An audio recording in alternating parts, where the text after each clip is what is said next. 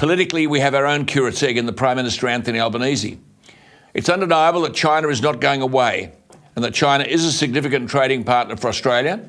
On Mr Albanese's visit to China, President Xi told our Prime Minister that Australia-China relations had, quote, embarked on the right path and were being, quote, conducted in a more mature way.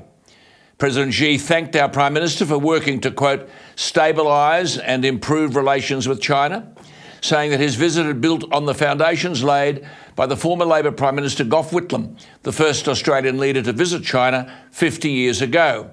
In the massive Great Hall of the People, which I must add I have been in, it is frightening in its size. President Xi said at the opening of the leaders' meeting, and I quote, "This visit shows the great importance you attach to relations with China," unquote. Now, Mr Albanese and Penny Wong have to be given credit for ending the freeze in the relationship between Australia and China. And our Prime Minister talked about, quote, progress that the two countries have made advancing that relationship, which was unquestionably, Mr Albanese said, very positive. Trade is flowing quite freely to the benefit of both countries, unquote.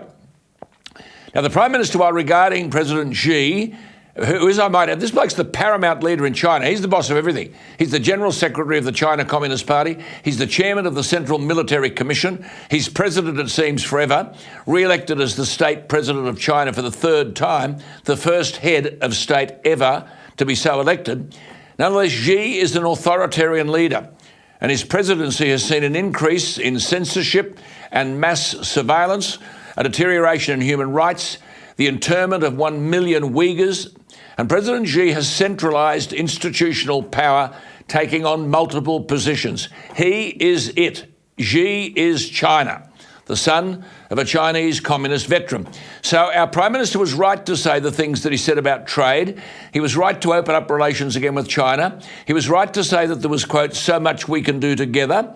And he noted that the country's differences must be, quote, navigated wisely and with respect.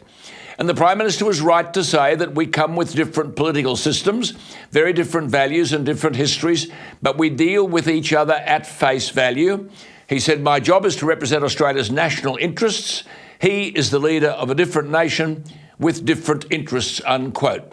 All good stuff. Mr Albanese cast President Xi as a dependable counterpart, but stopped short of saying he could trust a Chinese president who has purged domestic rivals, advanced Chinese interests in the region, and challenged America's global leadership. Nonetheless, stabilising relationships with China is important so long as we keep our eyes open as to what it means in the future.